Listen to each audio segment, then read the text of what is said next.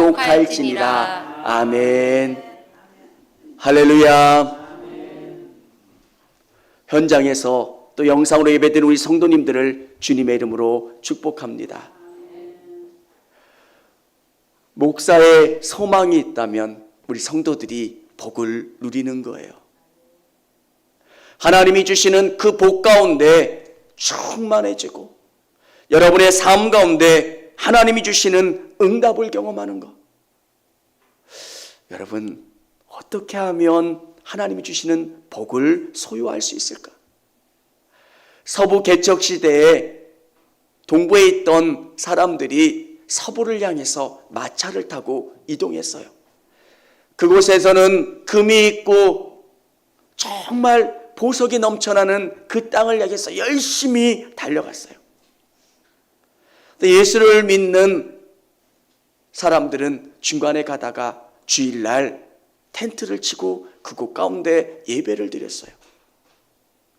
여러분, 생각하면 쉼 없이 달리는 게 훨씬 더 빨리 갈 것 같잖아요.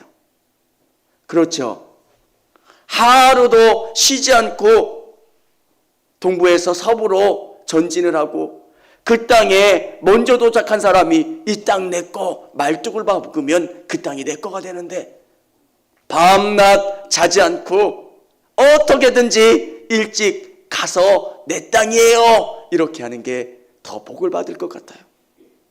근데 신기한 건 하루를 쉰 사람이 더 빨리 도착했다는 거예요. 왜 그럴까? 말도 쉬어야 되는 거예요. 사람의 육체도 쉼을 받고 우리가 먼 땅을 항해하는 가운데 하나님이 주시는 위로도 필요하고 샘도 필요하고 또 하나님이 주시는 쉼을 경험하는 것이 훨씬 더 빨리 도착할 수 있다는 거예요. 여러분, 오늘 이 예배 가운데 나온 우리 성도님들에게 그 은혜가 있기를 주님의 이름으로 축원합니다. 여러분, 고단하고 먼 길을 가는데 하나님이 은혜 부어주시지 않으면 살 수가 없는 거예요. 어떻게 하면 하나님이 주시는 복을 경험할 수 있습니까? 일부 예배 시간에는 8복을 나눴어요. 성경은 서로 보완되고 진짜 우리에게 주시려고 하는 게 뭔가를 여러분에게 깊이 깨닫게 해주시는 거예요. 하나님이 주시는 복은 마음의 복이에요. 우리가 이 땅을 어떤 생각으로 살아가야 되는지. 8복을 보면 진짜 복 같지 않아요. 뭐라고 이야기해요? 심령이 가난한 자가 복이 있대요. 애통하는 자가 복이 있고 온유한 자가 복이 있고 의에 줄이고 목마른 자가 복이 있고 궁일이 여기는 자가 복이 있고 마음이 청결한 자, 화평케 하는 자, 의를 위하여 박해받는 자가 복이 있대요. 사랑하는 성도 여러분, 하나님이 주시는 복은 하나님께로 더 가까이 가요. 아멘입니까? 아멘. 하나님이 주시는 복은 하나님께로 더 가까이 가요. 하나님이 주시는 복은 누가 빼앗아갈 수가 없어요. 하나님이 주시는 복은 견고하고 튼튼하고 그 복을 풍성하게 누리되 더 풍성하게 누리게 되는 거예요. 오늘 이 예배 가운데 나오는 우리 성도님들이 하나님이 주시는 복을 소유할 수 있기를 원합니다. 예수님을 믿으면 하나님과 깊은 관계를 맺게 돼요. 하나님이 주시는 은혜를 소유하고 하나님이 주시는 복 가운데 내가 더 풍성해지고 그리고 이 땅 가운데 승리할 수 있게 되는 거예요. 많은 분들이 복에 집중해서 이 땅을 살아가요. 내가 잘 됐으면 좋겠다. 예수 믿으면 잘 되겠지. 네, 여러분의 목적이 하나님이 되시기를 바랍니다. 여러분이 사업을 하는 목적이 하나님으로 바뀌면 그 사업의 사장이 하나님이 되어주세요. 내가 사업을 하는 목적도 내가 직장을 다니는 목적도 내가 열심히 일하는 목적도, 내가 공부하는 목적도, 내가 삶을 살아가는 목적도 하나님이 되는 거예요. 그러면 여러분은 그런 생각하실 거예요. 나는 뭐예요, 하나님? 여러분, 아브라함이 이삭을 하나님 앞에 드렸어요. 근데 그때는 하나님이 받아서 다시 아브라함에게 주셨지만 그 이삭은 하나님의 아들 이삭이 되는 거예요.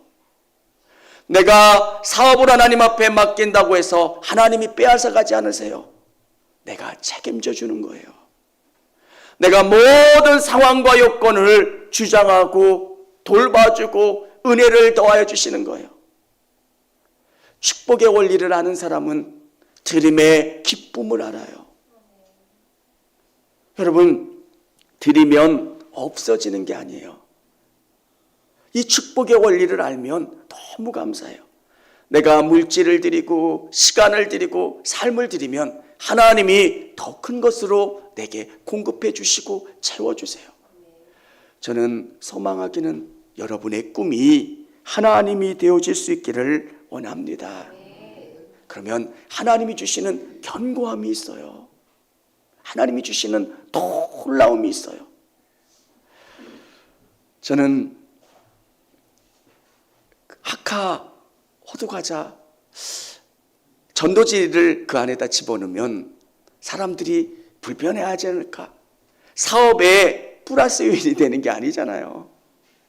예수 믿지 않는 분도 있고 또 스님도 계실 수 있고 다른 분들도 있는데 이런 거를 여기다 넣어. 근데 하나님은 그 사람의 마음을 아시고 복 주세요. 수많은 믿음의 사람들이 정말 자기 삶의 목적이 하나님으로 내가 하나님께 영광 돌리겠습니다. 내가 공부하는 목적도 내가 삶을 살아가는 목적도 하나님이기를 원합니다.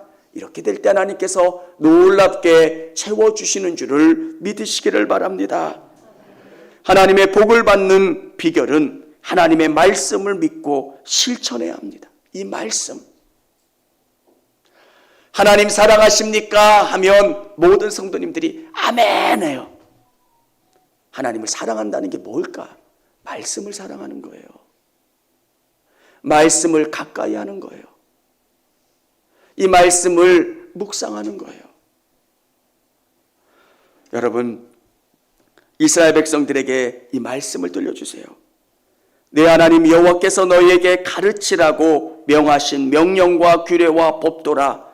너희가 건너가서 차지할 땅에서 행할 것이니 곧 너와 내 아들과 내 자손들이 평생에 내 하나님 여호와를 경외하며 내가 너희에게 명한 그 모든 규례와 명령을 지키게 하기 위한 것이며 또 내 나를 장구하게 하기 위한 것이라.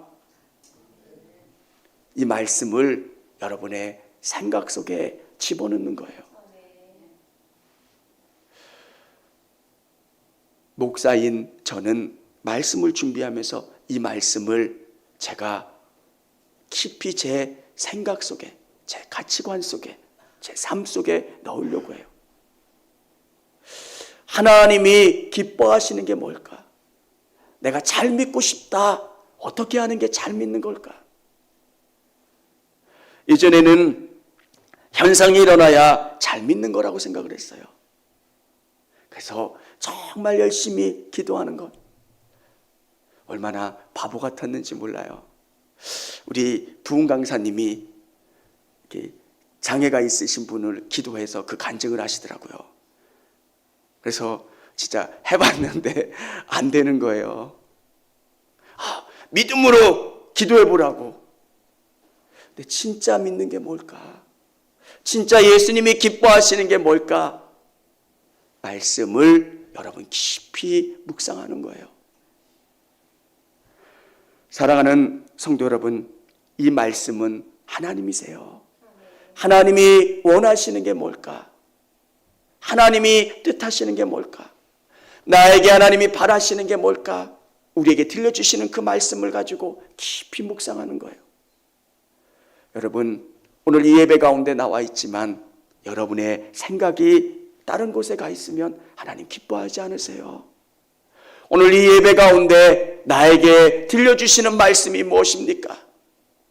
그리고 그 말씀을 부여잡고 일주일 동안 그대로 살아보려고 노력을 하는 거예요. 안 바뀔 것 같은데 조금씩 내가 바뀌어요. 저도 말씀을 준비하면서 생각을 해요. 하나님, 이 말씀이 나를 변화시켜 주세요. 성도들에게 이 말씀대로 살아야 됩니다, 이렇게 강요하는 게 아니라 내가 바뀌어지고 내가 실제가 된 모습을 보여지고 증거하게 도와주세요. 하나님의 말씀을 사랑하고 이 말씀을 따라 살려고 하는 것. 그래서 우리 성도님들이 더 하나님이 뭘 원하시는 걸 바랄까 말씀을 읽게 되는 거예요. 말씀을 묵상하고 예배 가운데 주시는 말씀을 사모하고 나가면 하나님의 은혜를 주세요. 그래서 더 하나님을 의지하게 되고 봉사하게 되고 감사하게 되고 하나님을 쫓아가게 되는 것. 오늘 이 예배 가운데 나온 모든 성도님들이 하나님의 말씀을 실천하고 따라가는 성도님들이 되시기를 바랍니다. 두 번째는 하나님을 온 마음으로 사랑해야 합니다. 사랑한다는 것. 여러분의 마음에 하나님이 깊이 중심에 자리 잡을 수 있도록 하나님을 사랑할 수 있는 것. 4절에 보면 이스라엘아 들으라, 우리 하나님 여호와는 오직 유일한 여호와이시니라. 저는 하나님이 저를 아실까라는 의문을 가졌어요. 사람들이 얼마나 많습니까? 똑똑한 사람들이 얼마나 많습니까? 그 수많은 사람들 중에 하나님이 나를 기억하실까? 내가 지금 눈물 짓기도 하고 어려운 일 경험하고, 근데 나를 아실까? 어떨 때는 수많은 성도들 속에서 목사님이 나를 아실까? 여러분, 대통령보다 더 큰 분이 하나님이시잖아요. 근데 대통령이 나를 알까? 그러면 물음표가 생기잖아요. 하물며 하나님이 나를 아실까? 내 어려움 가운데 아실까? 근데 은혜를 체험하면 너무너무 감사해지는 게 하나님이 나를 아신다는 거예요. 내 인생을 돌아보면 하나님이 내 인생을 예정하신 거예요. 하나님, 왜 나 혼자 어려운 길을 헤치고 여기까지 오게 하셨습니까? 불평할 때 하나님이 저에게 주시는 은혜가 뭐냐면 내가 항상 너와 함께 있다는 거예요. 근데 우리는 모르는 거예요. 하나님은 삶에 장애물을 만들어 놓으세요. 나를 무릎 꿇게 하시려고. 때로는 질병을 주시게 하실 때도 있고요. 사업에 실패를 주시기도 하고요. 사람들 때문에 상처받게 하시기도 하고요. 그러면서 내가 어려움을 당하고 가난한 마음으로 무릎 꿇도록 이끌어 가시는 거예요. 여러분을 선하게 이끌어 주시는 은혜가 있다면 감사하시고 그 가운데 하나님이 주시는 깊은 은혜를 경험하실 수 있기를 원합니다. 하나님을 사랑하는 사람은 하나님이 나를 얼마나 사랑하시는지를 깨닫게 돼요. 나를 얼마나 사랑하시는지. 여러분, 학교에서도 특출나지 않았던 나를 우리 자녀들 그러잖아요. 너는 앞에 나가서 상 하나를 못 받냐? 그러면서 우리가 나오면서 그래, 나도 못 받았는데. 그러면서 이렇게 특출나지도 않은 내가, 별로 대단하지도 못했던 나를 하나님이 기억하신다는 거예요. 그러면서 하나님 앞에 감사하게 되는 거예요. 하나님 감사합니다. 하나님 나를 기억하여 주시고 하나님이 여기까지 인도해 주셔서 감사합니다. 하나님 사랑합니다. 사랑하는 성도 여러분, 사람들은 우리를 잘 모를 수도 있지만 하나님은 우리의 모든 것을 다 다 알고 우리를 선하게 이끌어 주시고 우리를 사랑하신다는 거예요. 하나님께서 우리에게 요구하시는 것, 내가 너를, 내 아들 예수 그리스도를 십자가에 못 박게 함으로 사랑했던 것 같이 너도 나를 사랑하라 말씀하세요. 어떻게? 우리 5절 우리 같이 한번 읽어보도록 하겠습니다. 너는 마음을 다하고 뜻을 다하고 힘을 다하여 내 하나님 여호와를 사랑하라. 내 마음을 다하고 내 목적을 다하고 내 삶의 모든 힘을 다해서 여호와를 사랑하라는 거예요. 저는 여러분에게 하나님이 왜 이렇게 요구하실까? 여러분에게 사랑을 요구하시는 거예요. 제가 그 딸을 키워보면서 은혜를 받는 게 뭐냐면, 우리 딸아이에게 그 쌍쌍바 이야기 한번 드렸잖아요. 아이가 처음 쌍쌍바를 먹을 때 두 손에 쌍쌍바를 드니까 여름이니까 녹잖아요. 한쪽을 빨아요. 오, 이게 녹네? 그럼 이쪽도 빨아요. 오, 이것도 녹네? 이쪽을 빨아요. 그러면 그 쌍쌍바가 얼마나 지저분하겠어요. 침 반, 초콜릿 반. 아빠가 어느 날 진짜 물어봤어요. 은하, 아빠 쌍쌍바 하나만 줄래? 저는 너무 당연한 거잖아요. 아빠! 이렇게 할 줄 알았어요. 아이가 손을 떨더라고요. 내가 집을 달래, 뭐를 달래. 쌍쌍바 그거 절반도 더 먹은 그 침 범벅인 그 쌍쌍바. 저는 그런 생각을 한번 해봤어요. 나에게 요구하시는 게 뭘까? 여러분도 막 손을 떨면서 헌금할 때도 있잖아요. 그게 크든 작든, 또 어떤 일을 할 때 하나님이 그게 없어서 그러는 게 아니에요. 여러분의 마음을 원하시는 거예요. 제 그 쌍쌍바를 받았을 때 어떤 느낌이었냐면, 아파트 한 채를 받는 느낌? 너무 행복한 거예요. 야, 얘가 얼마나 자기가 가진 것 중에 절반을 준 거잖아요. 진짜 너무 행복하더라고요. 그걸 경험해 본 분들은, 나는 우리 딸만 그런 줄 알았어요. 다른 애들도. 하나님이 요구하시는 게 뭘까? 그 마음인 거예요. 여러분에게 요구하시는 게 뭘까? 사랑하는 거예요. 내 마음과 뜻과 힘을 다해서 내가 가지고 있는 것 중에, 내가 처한 상황 중에 예수님께 최선을 다하는 마음. 여러분 다 달라요. 경제적으로 어려운 가운데 있는 분들, 정말 작은 것 하나, 그게 우리 쌍쌍바 하나를 드리는 그 마음으로 하나님 앞에 다가서면 하나님 기뻐하세요. 너무 바쁜 가운데 있고 육체적으로 어려운 분들, 힘든 분들이 하나님 앞에 마음을 드리고 사랑으로 하나님 앞에 나가는 걸 기뻐하신다는 거예요. 사랑하는 성도 여러분, 여러분이 하나님의 복을 누리는 방법은 하나님을 더 사랑하실 수 있기를 원합니다. 하나님을 깊이 사랑하려고 애쓰는 것. 하나님이 기뻐하시는 건 그거예요. 어제보다는 오늘이 더 하나님을 사랑하려고 애쓰는 것.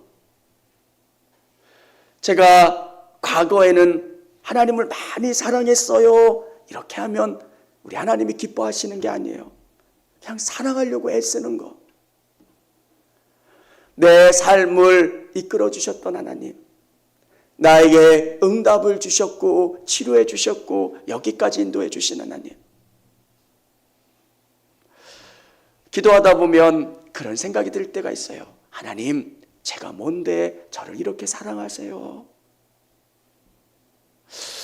지금은 머슴이 없지만 머슴 같은 사람이 하나님이 양반 대접을 해주는 것처럼, 하나님이 얼마나 나를 사랑하시고 귀하게 이끌어 가시는지를 아는 사람은 하나님을 사랑할 수밖에 없게 되는 것. 여러분, 하나님을 사랑할 수 있는 방법은 하나님의 말씀을 여러분의 마음 가운데 채우는 거예요. 양념이 안 든 사람이 아니라 하나님의 말씀의 양념이 여러분의 삶에 깊이 물든 사람, 예수 냄새가 나는 사람, 그런 사람이 되어질 수 있기를 원합니다. 하나님의 복을 받는 사람은 어떤 사람이냐? 그의 삶의 중심이 하나님인 사람이에요. 여러분, 어떤 분은 돈이 인생의 가장 중요한 목적인 분들이 있어요. 형제도 중요하지 않아요. 조금만 이익이 되면 형제도, 가까운 사람도. 우리는 정치인들을 비난해요. 그냥 저거 이해관계 때문에 왔다 갔다 하고. 우리도 똑같잖아요. 조금만 이익이 되면. 근데 하나님이 우리에게 바라시는 게 뭐냐면 하나님을 우리 삶의 중심으로 놓는 거예요. 그러면 흔들리지 않게 돼요. 하나님이 뭘 기뻐하실까? 내 삶의 기준은 하나님인 거예요. 여러분, 처음에는 그게 어려워요. 돈으로 큰 이익이 되는데 이걸 포기해야 되나 말아야 되나? 내 기준은 하나예요. 하나님이 기뻐하실까? 여러분, 여러분의 기준이 하나님의 말씀이고 하나님이 여러분의 삶의 중심이 되시기를 원합니다. 이스라엘 백성들에게 말씀하신 길이 있어요. 우리 자녀들을 보면 그렇잖아요. 아빠 엄마가 잔소리하는 이유가 뭐예요? 그 길로 가야 안전하다는 거잖아요. 하나님께서 오늘 우리에게 주시는 말씀이 뭐예요? 이렇게 해야 복을 받는다는 거예요. 하나님을 삶의 중심으로 모시고 사는 것. 하나님 우리를 창조하셨잖아요. 하나님 우리의 삶의 가운데 어느 길로 가야 되는지를 가장 잘 아시는 분이 하나님이시라는 거예요. 여러분, 저는 저를 볼 때 참 안 바뀌어요. 내 아내랑 이야기를 하면 합리화는 시켜요. 뭐라고. 근데 결론은 안 바뀌는 거예요. 근데 오늘 이 말씀을 묵상하면서 바뀌어야 되는 사람은 여러분인 거예요.